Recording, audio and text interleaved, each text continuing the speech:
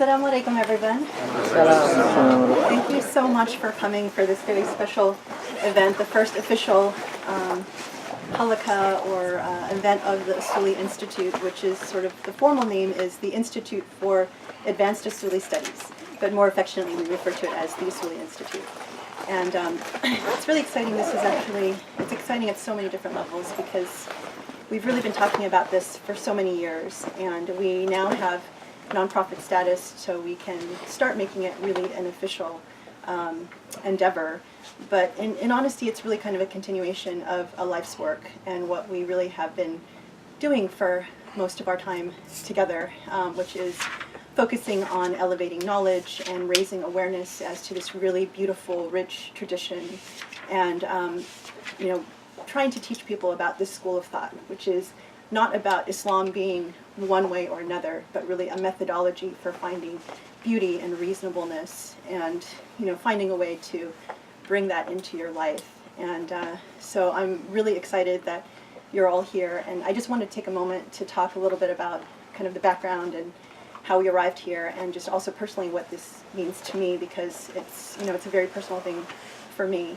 I actually was a convert before I met the professor, and I came to the faith through books, really. I hadn't met many Muslims. I was at business school. I was getting my MBA at business school when I learned about Islam through some classmates. And interestingly, I really had not met many Muslims, never went to a mosque, didn't really know anything about the reality of Islam in America before I converted.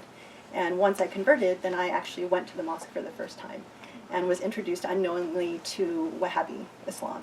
And so for a year, I was very much unknowingly immersed in this very, conservative culture where I was told that I had to wear hijab and that I shouldn't interact with men, I shouldn't ask questions, that Islam was a very easy black and white faith, and that, all of the stuff that everyone hears at the mosque these days, and that has really turned people away. And being new, I had done a lot of studying, but I really just didn't know anything about the reality of, Muslim life in America.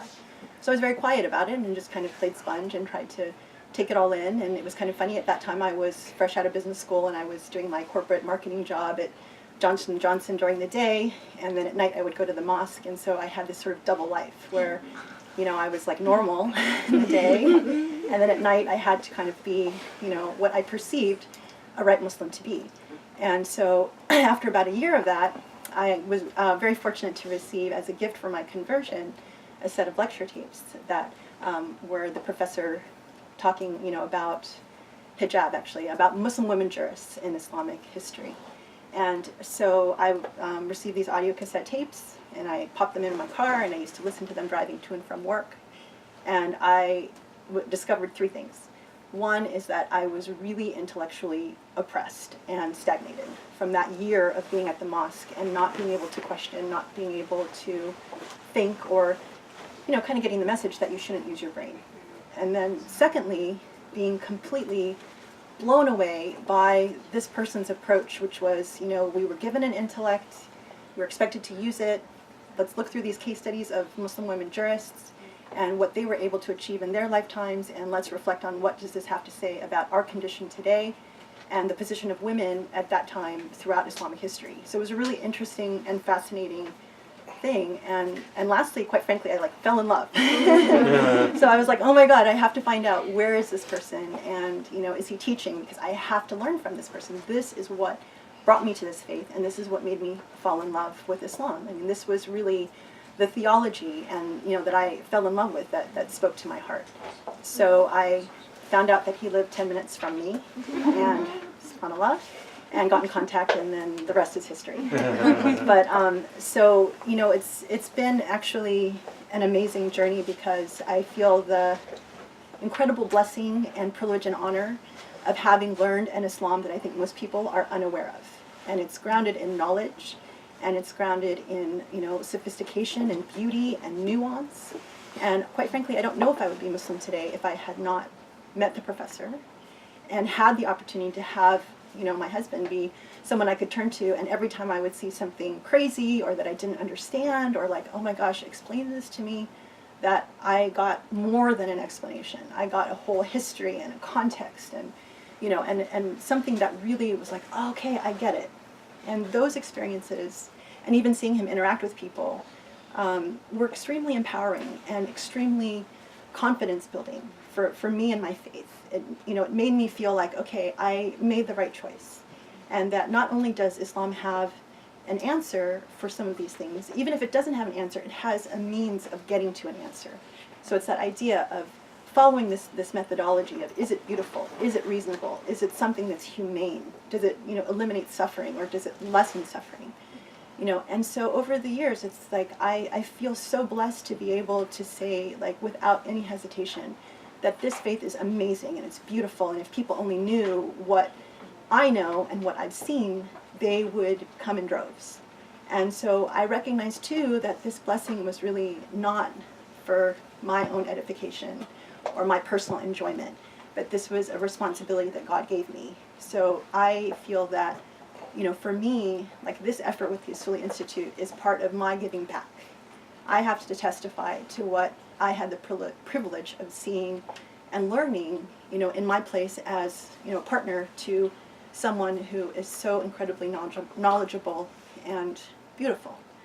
So that's, it's extremely personal for me. And so I'm very grateful. And I'm so excited that all of you are here. I mean, we've invited a lot of different people that we've come across in different situations. And I think that the one thing that really pulls all of us together is this idea that, there has to be more.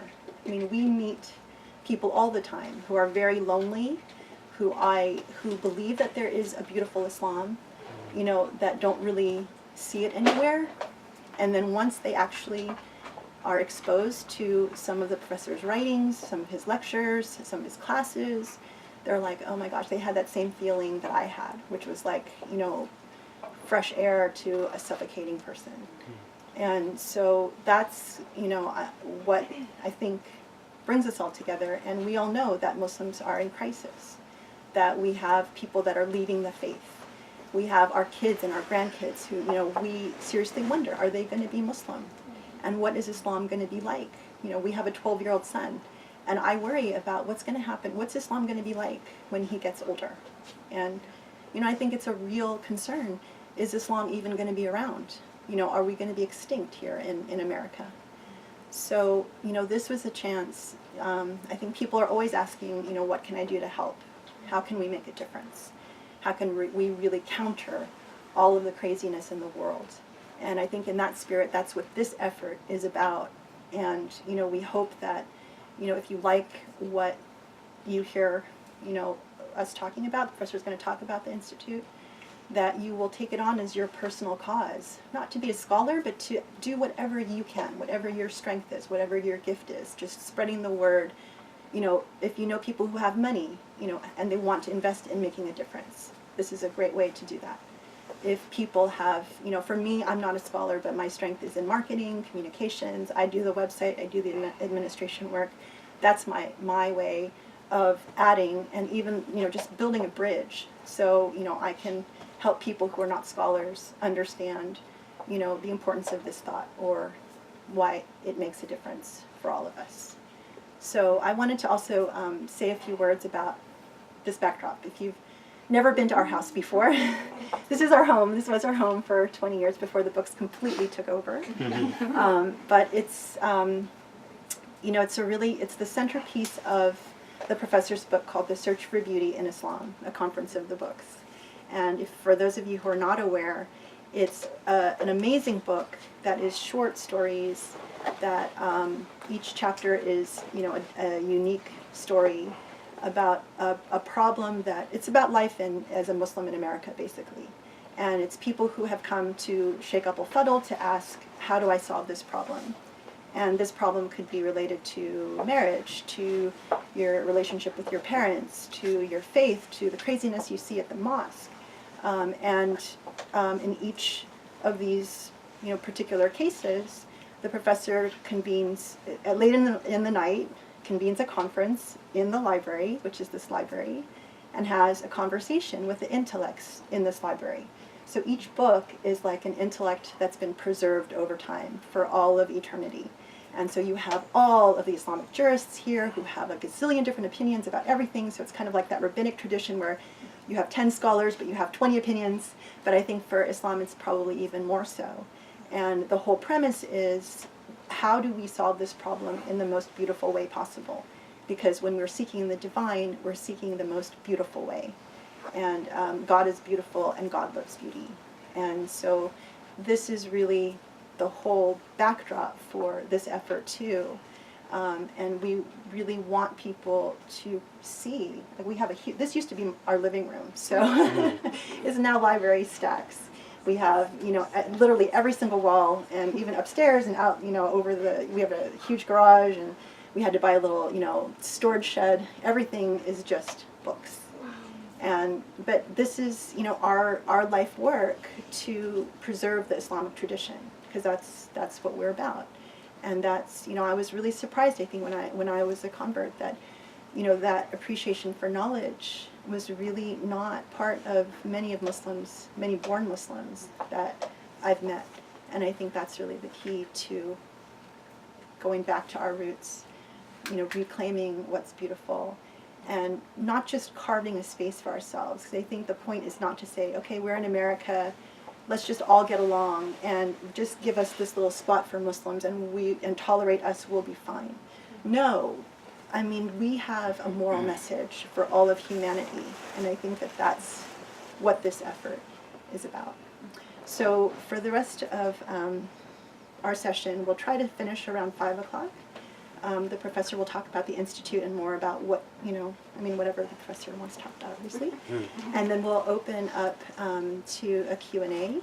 And then whoever wants to stay around, I'm just going to order some pizza so we can all hang out afterwards. If you don't have to rush off, then please stay. And a lot of this is also community building. So I'm sorry, we sent around a sign-up sheet, and it said, please indicate if it's okay if we share. I didn't mean that because we're going to sell you like products or anything. I just wanted to create like a sign-up sheet where if people wanted to get in touch with each other, that they could. So that's really it. Because I think so much of this is just addressing that loneliness and bringing people together on common grounds and feeling like you belong to a community. So that's, part of what we're doing.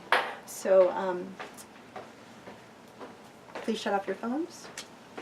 Just a little housekeeping. And then the last bit is, I said this at one of our previous sessions, which is when we do a Q&A, one of the most beautiful things that the professor said to me shortly after we met was that there's no embarrassment in religion, and that no question is off limits. So when you ask questions, feel free to ask anything that you normally wouldn't feel comfortable asking anywhere else, because this is for the sake of knowledge and for the sake of our faith, and there's nothing more important.